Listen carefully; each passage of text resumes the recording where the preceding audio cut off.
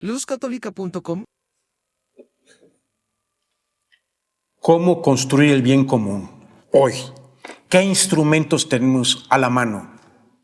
¿De qué manera podemos alcanzar el bien posible? Es más, ¿cuál es el bien posible?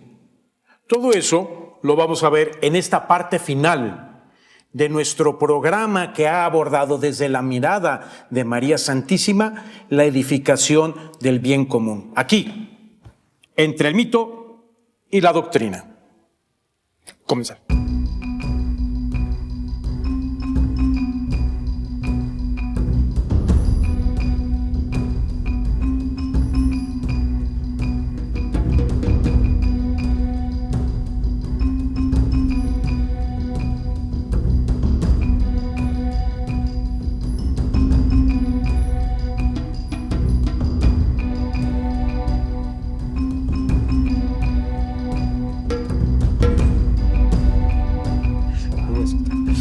Gracias por estar con nosotros, gracias por sintonizarnos, abrirnos las puertas de sus hogares, por transmitirnos sus inquietudes. Esto que estamos haciendo es fruto de lo que ustedes nos han pedido reflexionar.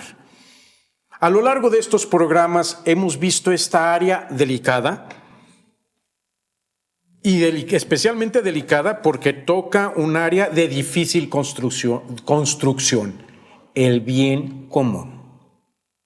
¿Cómo en estos tiempos podemos participar? ¿Cómo podemos edificar en la etapa del ejercicio de democracia que vive la humanidad? Singularmente en los países latinoamericanos y bueno, con particularidad aquí en México. Damos nuevamente la bienvenida a nuestro panel participante, nuestro hermano Pepe Nava. Gracias, Pepe, por estar aquí con nosotros, que ya próximamente estás ya con un pie por salir de gira nuevamente, junio, vas a estar por ahí. Sí, vamos a Estados Unidos, después Guatemala y ahí tendremos las fechas de la gira y de los retiros que no se te olvide estar al pendiente para el día de votaciones, ¿eh?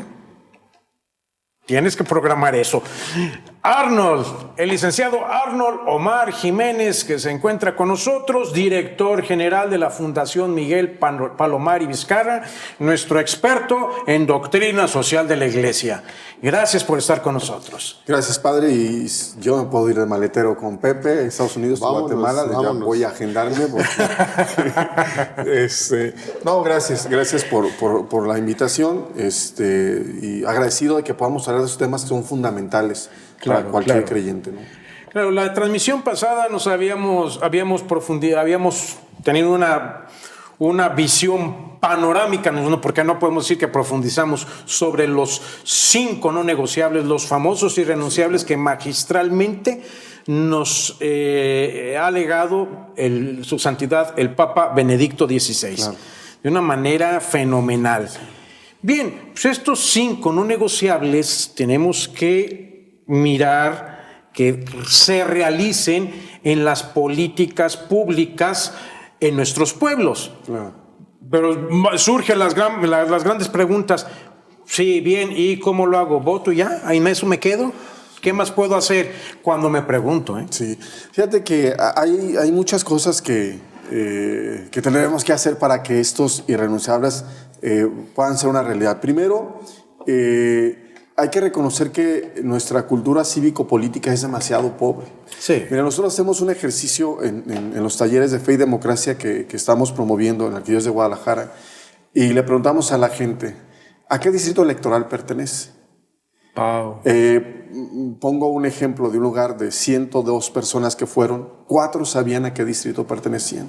De esos 100, solamente 2 conocían al diputado local que los representaba. Sí, la cultura cívico-política que tenemos es muy pobre. Sí. Entonces, por el contrario, nos quejamos mucho de la política, de los políticos. Y está bien, yo creo que quejarse pues parte de un desahogo, ¿no? Desahogo. Es que durante décadas, ¿qué nos quedaba? No lo quiero quitar porque es muy sano, pero no podemos quedarnos solamente en eso. Es decir, no podemos quejarnos. Tenemos derecho a quejarnos, yo digo que sí. Lo que no tendremos es autoridad moral para quejarnos. Porque si yo no conozco lo mínimo fundamental, ¿cómo participo? Entonces, yo creo que lo primero que tenemos que hacer es, tenemos que tener una mejor cultura cívico-política para participar. Ahora bien, esto nos va a llevar a que nuestro voto sea un voto informado. Primero saber a qué distrito pertenezco y saber cuáles son las opciones que tengo. Y saber cuáles son las opciones que tengo tiene que ver con que yo pueda ver cuáles son sus propuestas para gobernarme. Miren, a mí me ayuda mucho este ejemplo para ilustrar el tema del voto. ¿Qué es votar? Yo creo que votar es algo semejante a abrir las puertas de tu casa para que alguien entre y tome las decisiones fundamentales para tu familia. Wow. Económica, en el tema económico, en el tema laboral, en el tema de libertad. Es decir, alguien va a entrar a tu casa a tomar decisiones. ¿A quién vas a dejar entrar a tu casa? ¿A quién dejarías entrar a tu casa? De tal suerte que tienes que conocer las propuestas. Tenemos que ir a las plataformas políticas. Yo llevo los irrenunciables y confronto las plataformas políticas. O sea, no puede ser diferente. Es la obligación moral que tendríamos los católicos. Estos irrenunciables no vistos de manera reductiva, cerrada, sino la vida en su amplitud, la familia, también como con necesidades de empleo y todas estas cosas que mencionabas tú en el programa pasado. Entonces tenemos que ver qué políticas públicas están ahí, pero además que haya claridad, ¿no? En el tema, por ejemplo, de la vida, pues que haya un rotundo sí a la vida. Claro, o sea, que un partido, que un candidato, que una organización civil diga, claro, defendemos la vida, desde la concepción hasta la muerte natural, pero con claridad. Porque luego viene, sí defendemos la vida, pero, y después del pero ya. Sí. Pero los derechos de no sé qué, pero no sé qué. Sí, el matrimonio, pero, y estos peros luego ya no nos sirven. Entonces tenemos que buscar que esos irrenunciables estén de manera clara en las plataformas. Por eso es necesario estar informados, tener cultura cívico-política, saber quién es el diputado, la diputada, el candidato, la candidata que va a llegar a tomar decisiones en la vida de mi familia. Sobre este punto, yo quisiera compartir, porque a lo largo de los años escuchas a no pocas personas de nuestro pueblo, sobre todo las personas sencillas que no tuvieron acceso a formación, acceso suficiente a la formación, inclusive acceso a la formación. Preguntan, pues, ¿qué hago? ¿Cómo lo realizo? Hay una ventaja en el creyente. Cuando uno escucha el Evangelio y se deja empapar por él, no le es difícil. No les digo que sea fácil, pero les digo, no le es difícil hacer un ejercicio de sabiduría fincado en un bien común sanamente construido en la experiencia de la fe, en la experiencia de la enseñanza del Evangelio. De tal manera que me puedo encontrar con propuestas sociopolíticas y gracias a esta disposición de la sabiduría del Señor, el corazón se mueve, se puede mover y hacer un ejercicio, como decíamos, del bien posible. Sí, claro. Se puede hacer algo, sobre todo en estos tiempos, porque entonces ahora nos vamos a encontrar, pues bien, sobre estos no negociables, pues a veces hay situaciones donde nadie propone con claridad el desarrollo de los no negociables. Fíjate que el espectro político, al menos en nuestro país, creo que en algunas partes de América Latina se ha desdibujado. Es decir, esta idea de derecha o izquierda, sí. que bueno, aunque nunca ha sido muy clara, pero finalmente se ha desdibujado, porque luego encontramos propuestas hoy en día o plataformas que, vaya, es el agua y el aceite, ¿no? Estas ideas de coaliciones que intentan copiar modelos europeos, pero que en el fondo pues, son solamente uniones pragmáticas, no tanto coaliciones con una visión de futuro, creo yo. Entonces nos encontramos con que no sabemos pues, en dónde está aquel que defendía la vida, aquel que promovía la familia, Es muy difícil encontrarlo. Y a mí me parece que los obispos de México hicieron un ejercicio muy bueno en estos 2 comunicados que han dado después de sus asambleas ordinarias, en estas últimas 2, y por eso hablan del bien posible. Es decir, francamente, no se ve en el horizonte de nuestro país una propuesta de un sistema político diferente, nuevo, que defienda y promueva con claridad la dignidad de la persona humana. Hay que ser honestos que no lo hay. Hay que ser honestos. Y entonces dicen los obispos, ante esta realidad, pues busquemos el bien posible. El bien posible, no el menos malo, sino el bien posible, no el mal menor. Y aquí el hermano Pepe Nava, que hace rato me explicaba con mucha mayor claridad en qué consiste esto. Así es que yo le cedo la palabra. Maestro. No, yo creo que platicaba con Arnold fuera de cámaras. Sí, claro.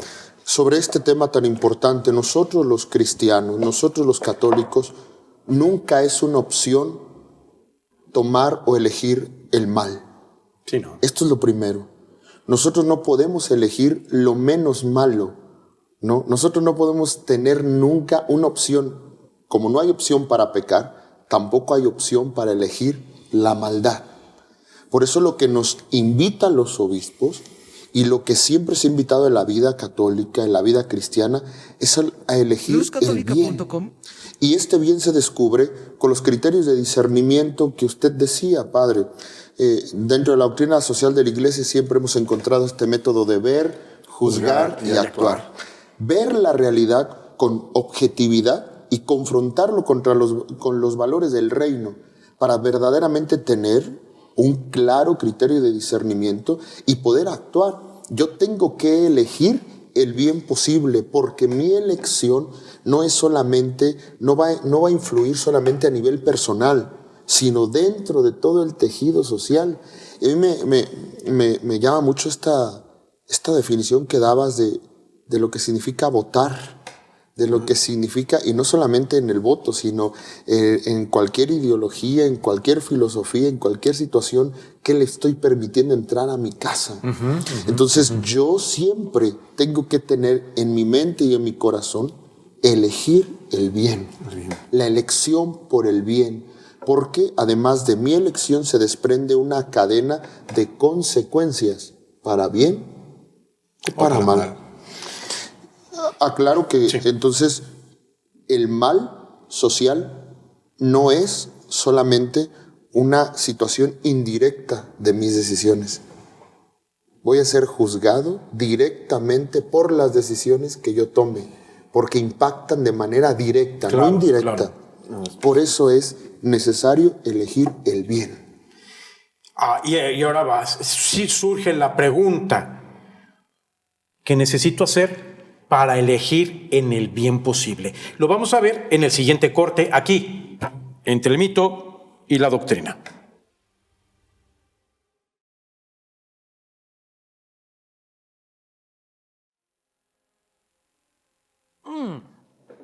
¿Gustan? Sabemos que compartimos no solamente una buena taza de café con ustedes, sobre todo compartimos el mutuo amor que tenemos por Cristo en el Evangelio, comunicado a través de la recta y sana doctrina que nuestra Santa Madre, la Iglesia, nos ha enseñado. Pero para poder compartir esto, necesitamos comunicarnos. Sigan escribiéndonos en nuestro correo electrónico mitoydoctrina@mariavision.com. Vayan a nuestra página de Facebook, visítenos, entren en nuestra casa, entre el mito y la doctrina. Llamen también por teléfono, ahí está nuestro call center tomando sus llamadas, obvio, las anotan, nos las pasan a nosotros y con ello estamos trabajando. Y sobre lo que nos han pedido, también nos han dicho, bueno, ¿cómo llevamos a cabo criterios de discernimiento del bien común? Y había algo que Pepe nos estabas diciendo luzcatólica.com fuera del aire sobre el dolor de mirar solamente la posibilidad del bien común en estos momentos. Del bien posible. Perdón, del bien posible. Ojalá fuera el bien común, hombre, perdón. Lapsus lingüe. Sí, yo les compartía que es triste que ahora nos tenemos que conformar con ver solamente un bien posible y Sí. no elegir el bien en su totalidad, porque es sesgado. Nosotros tendríamos que entender desde los irrenunciables, y perdón que regresemos a esto, pero esta es nuestra plataforma. Arnold ya nos decía que el ser humano es trascendente, sus decisiones son trascendentes, su elección es trascendente, y nosotros deberíamos de elegir el bien en su totalidad, no solamente el bien como entendido como bien posible lo que más puedo rescatar. No deberíamos de conformarnos con eso. Nosotros estamos llamados a elegir el máximo bien. Claro, claro. Yo creo que luego surge la reflexión, es que creo que ese bien moral, ese bien posible, perdón, no es moralmente lícito. Es decir, no podría ser moralmente lícito si luego yo no me comprometo al menos a posibilitar ese bien. Claro. Es decir, yo no voy a cumplir solo con ir a votar por ese bien posible. Yo tengo que comprometerme a construirlo. Y aquí viene algo que es fundamental, y de lo que hablábamos también fuera del aire, Padre Pedro, que es el tema de la participación ciudadana. Es decir, entender que la democracia camina sobre dos rieles, ¿no? Una es la democracia electoral, o representativa, yo voy y voto, ¿verdad? Y el otro riel sobre el que transita la democracia es la democracia participativa. Yo no solo voto, también doy seguimiento a las propuestas que hacen los partidos, hago marcaje personal a los candidatos por los que voté, pero además me comprometo a construir el bien común, participo en mi comunidad. El gran problema que tenemos hoy en México es la ausencia de ciudadanos participando en la vida pública, en la vida política de nuestro país. Es decir, hay muy poca participación ciudadana. Hay mucho gobierno metiendo las manos en todos lados y poca ciudadanía tomando decisiones. Tenemos que transitar. Yo diría, perdón que te interrumpa, Sí, claro. porque pienso en muchos otros que han aumentado su participación.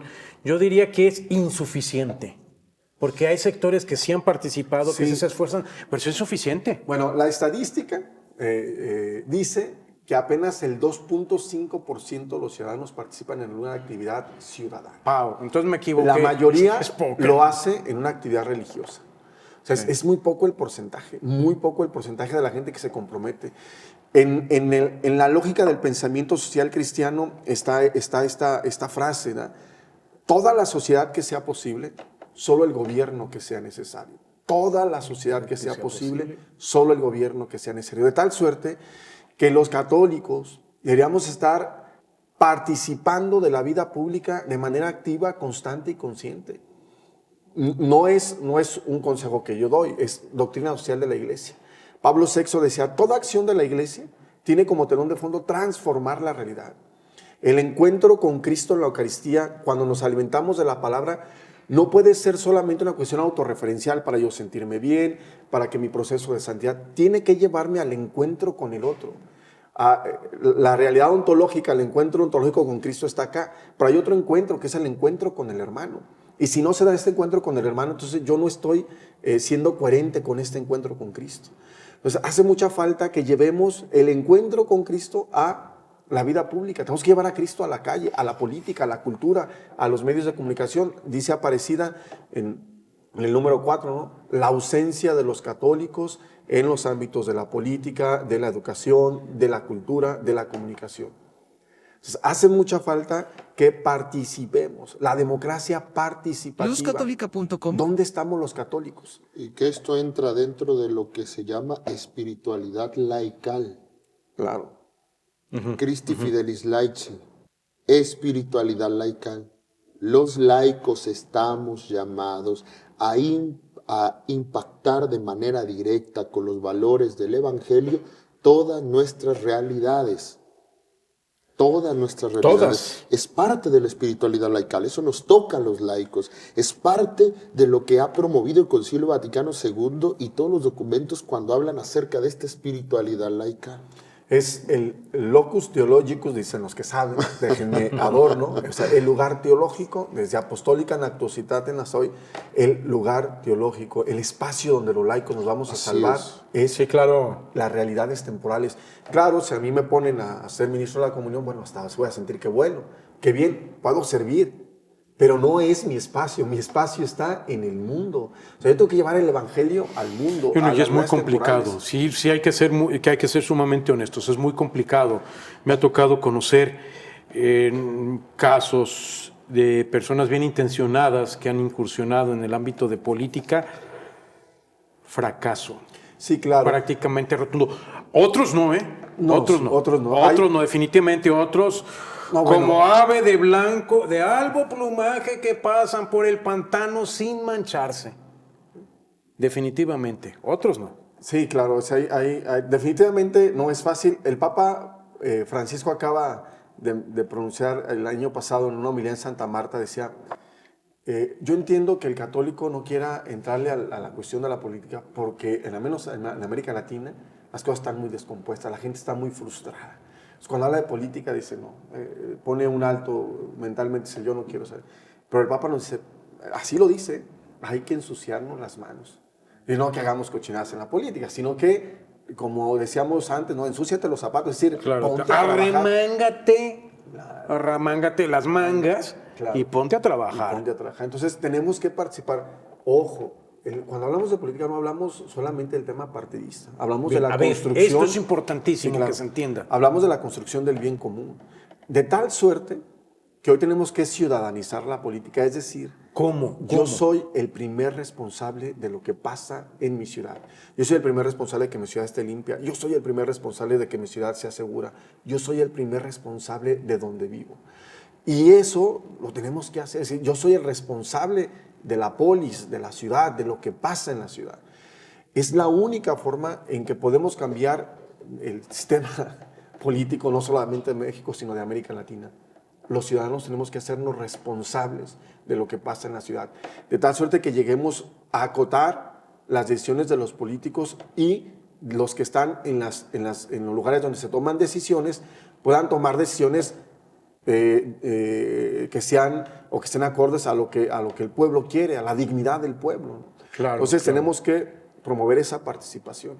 De hecho, el episcopado mexicano en este mensaje que ha dado sobre el proceso electoral dice que es importante incentivar la participación ciudadana y lo más importante para los que estamos aquí o en otros países no es el día de las elecciones, es después de el las día elecciones. siguiente. ¿Cómo construimos un México más justo, más humano?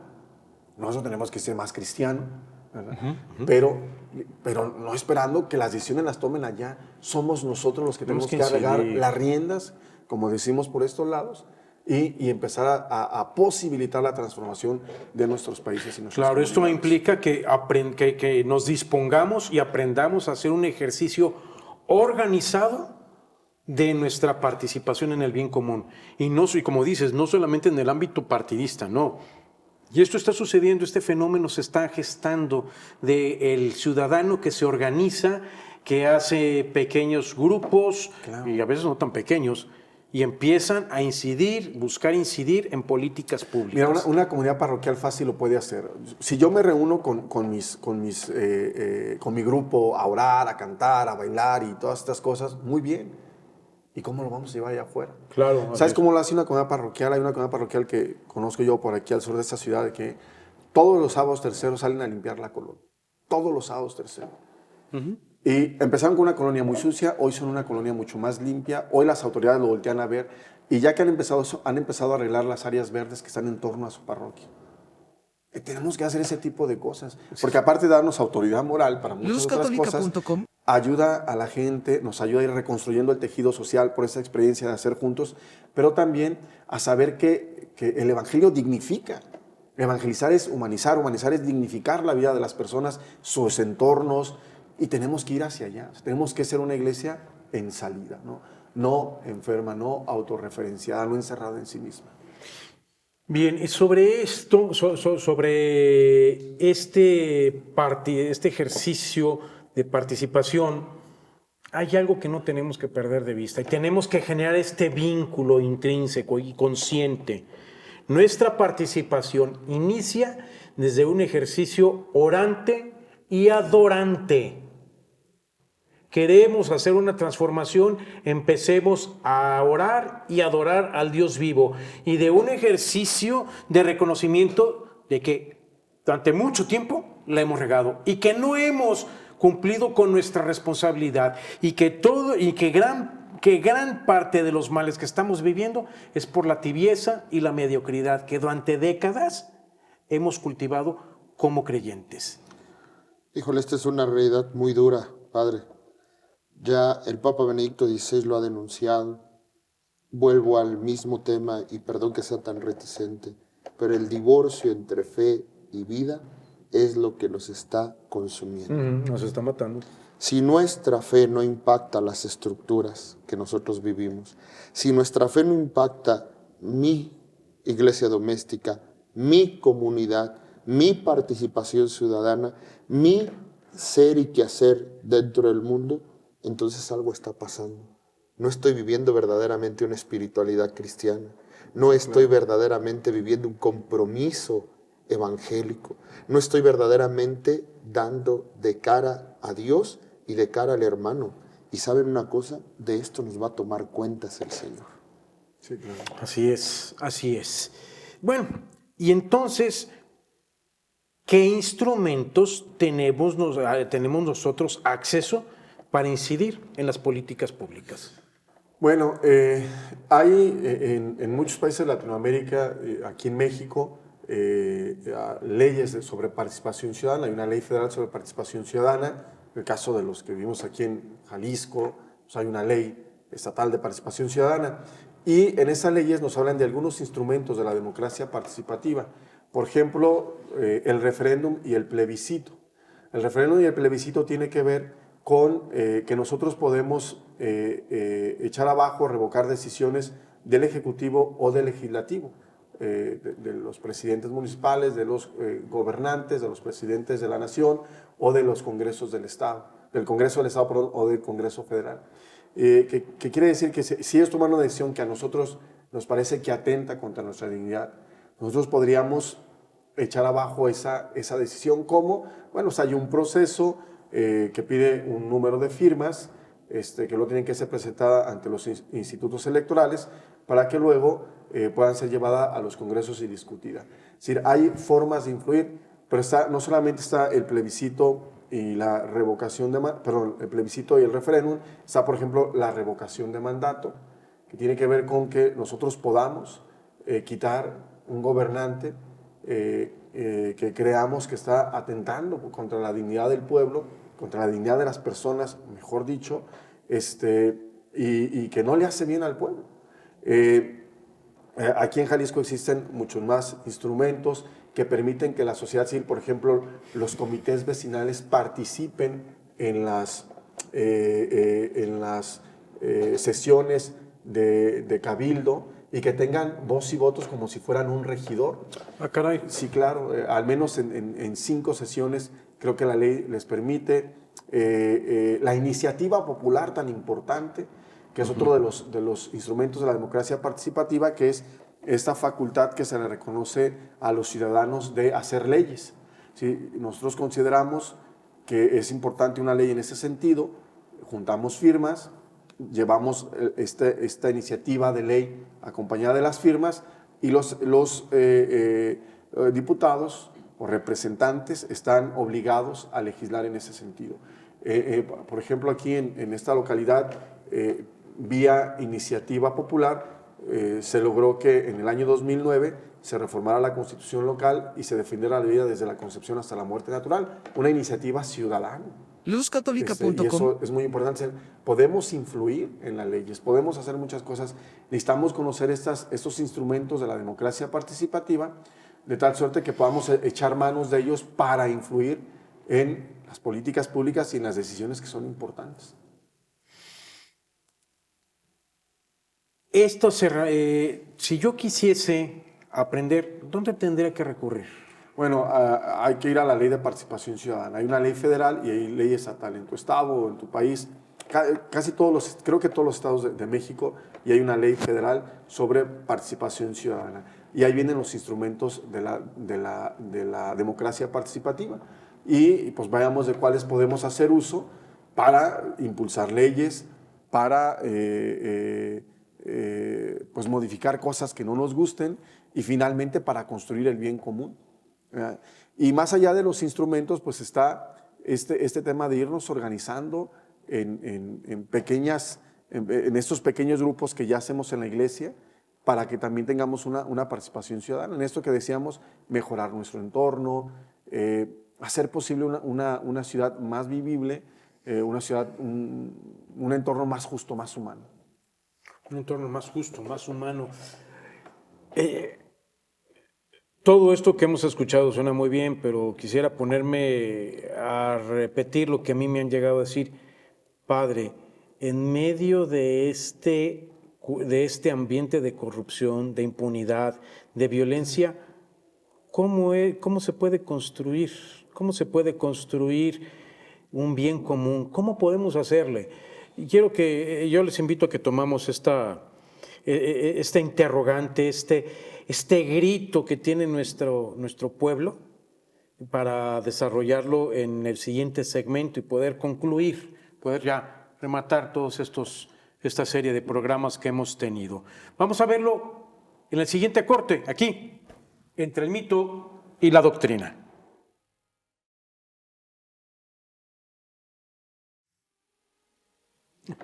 Gracias por continuar con nosotros, gracias por sintonizarnos, gracias por comunicarse. No se les olvide nuestro correo electrónico mitoydoctrina@mariavision.com. También visite nuestra página de Facebook, Entre el Mito y la Doctrina. Todo esto, ahí en nuestra página lo pueden consultar.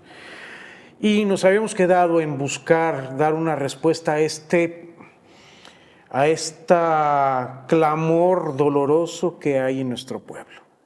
En medio de este drama que estamos viviendo, ¿cómo podemos edificar el bien que Dios anhela que tengamos y que tanto necesitamos? Pues es una pregunta muy desafiante.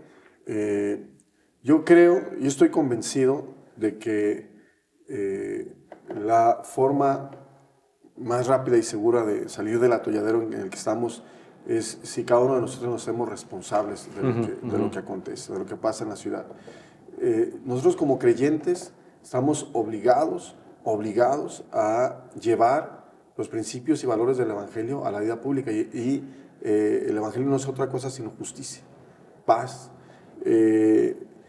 No tenemos que ser grandes expertos, no tenemos que ser los más grandes santos. A veces creemos que por las limitaciones humanas que tenemos, pues no deberíamos de participar porque pues soy muy pecador, Bueno, claro. Aún con todas esas limitaciones estamos llamados a llevar el Evangelio a la vida pública.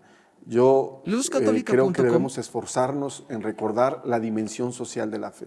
Mi fe tiene una dimensión social y tengo que comprometerme a transformar mi entorno a pesar de mis limitaciones y de mis limitaciones humanas, ¿no? Y eso va a ser cada día más efectivo si soy un hombre o en el caso de las mujeres, una mujer de oración, de vida sacramental, sí. Porque si no, pues vamos a hacer activismo social y no se trata de hacer activismo social. Yo creo que una de las cosas que tenemos que hacer es un ejercicio continuo, un examen de conciencia. El examen de conciencia no solamente tiene que ver cuáles son los pecados que he hecho, no, el examen de conciencia es, yo me atrevería a recomendar, revisarse qué tanto he participado en este ambiente de corrupción del tejido social, qué tanto he condescendido, tan sencillo, en mis arranques de coraje, de ira, de cólera, cosas muy sencillas, ¿no? En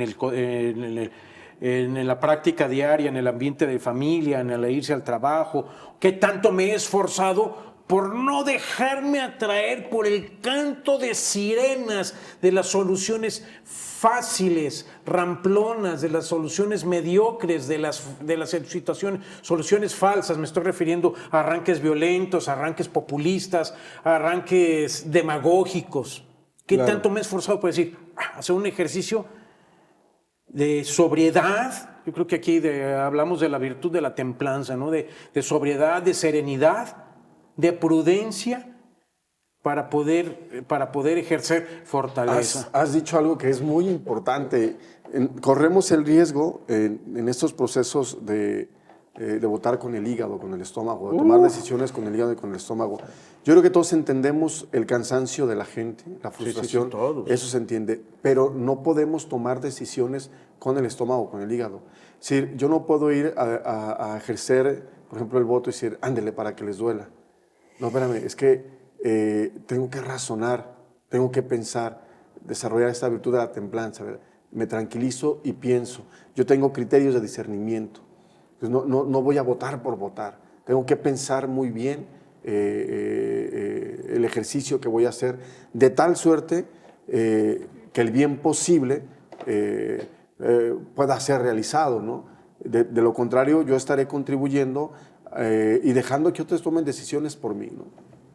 Y sobre ello tenemos que entender que la verdad nos hará libres, que tenemos que romper esos mitos electoreros que nos han envuelto durante décadas a los pueblos latinoamericanos, de manera singular al pueblo mexicano.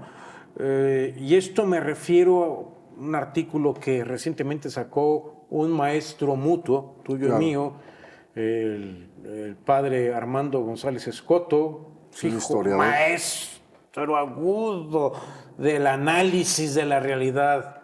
No, Sí, maestro claro. en historia, pero maestro en el análisis. Y él mencionaba menciona 5 grandes mitos. Yo creo que uno de los primeros es fruto de aquel entorno de construcción del nacionalismo revolucionario, eso de que ya todo está decidido, que va a ganar, ya está decidido el candidato que va a ganar. No, Sí, claro. eso no es. Va a ganar aquel que va a llevar mayor número de votos. Así Así, es. punto. Sí, eso es algo muy importante, que a veces la gente dice, no, ¿y para qué? Sí, ellos sí. ya se pusieron de acuerdo. Ya No, se pusieron espérenme. de acuerdo. No, hay que ir, y acuérdense, hay que tomar decisiones. Y si no tomamos decisiones, vamos a dejar que el otro la tome por nosotros. Así es. Que sí se han puesto de acuerdo, Desde pero luego. no significa que tengan una toma de decisiones absoluta. Así es. Aquí no. Y el segundo es creer que no podemos hacer nada ante un escenario tan difícil, tan complejo, que la inseguridad, la corrupción, la prepotencia es super. Y aquí entra el espíritu de desánimo, que la inseguridad, la corrupción, la prepotencia supera nuestra capacidad de ejercer el bien común. No, pues ahí tenemos la virtud de la esperanza. Claro, pero además hay que entender que cuando votamos fortalecemos una institución que es importante para nosotros. Hay países donde no puedes votar. Sí.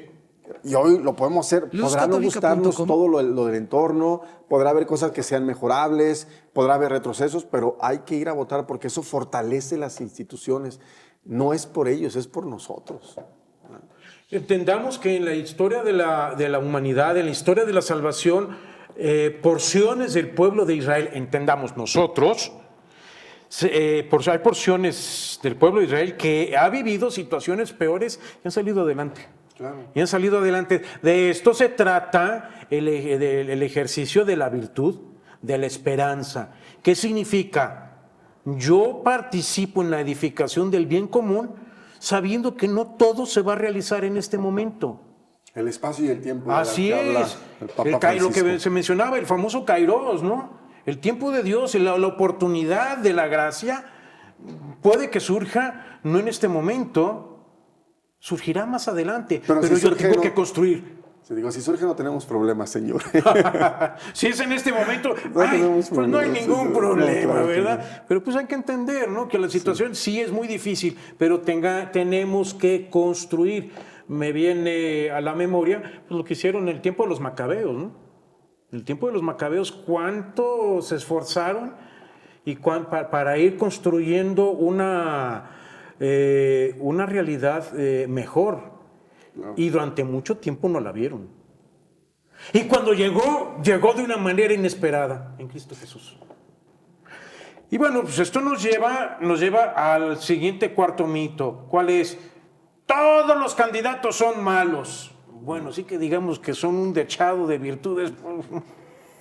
Bueno, eso lo dejamos en la conciencia de cada quien.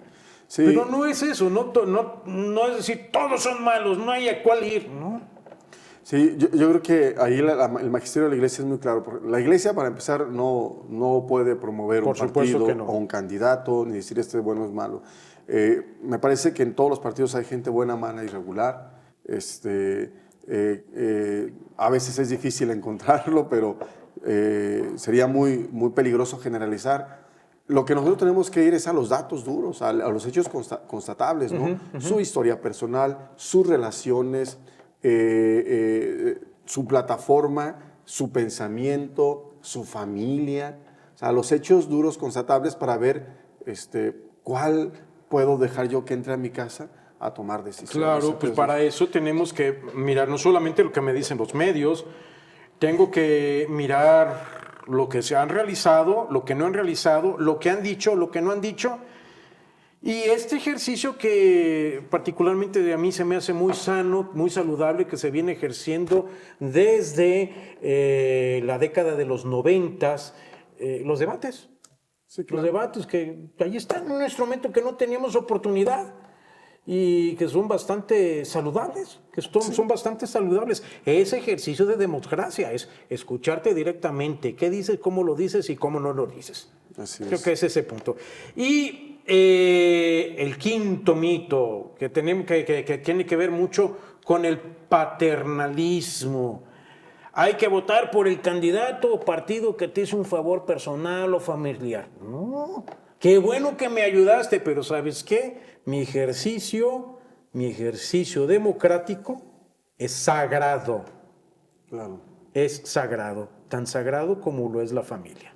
Entonces, yo tengo que hacer este trabajo de discernimiento. Gracias por ayudarme, pero yo tengo que hacer un ejercicio de adultez cristiana. Sí, es el voto informado, el voto maduro, la participación informada, la participación madura, la participación inteligente, de tal suerte que no podemos limitarnos al que me hizo el favor, al que se ve mejor o al que dice que es diferente. No, o sea, tiene que haber un ejercicio de discernimiento, de oración, que bien lo decías tú, ¿no? Que parta de la oración, de la reflexión, de los no negociables y luego pues ejercer esta obligación y este derecho que es el de votar, el de participar.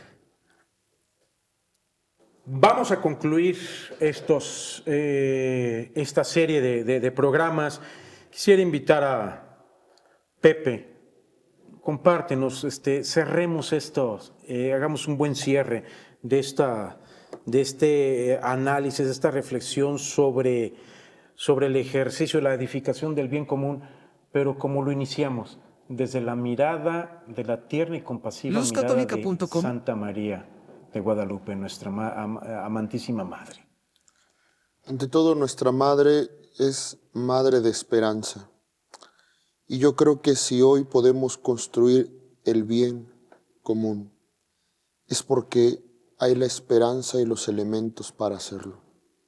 Hay que buscar cuáles son esos elementos que hoy están dentro de este momento cairológico, porque finalmente, dentro de todo, vamos a encontrar la presencia de Dios, que nos da la oportunidad siempre de progresar, de instaurar el reino de los cielos.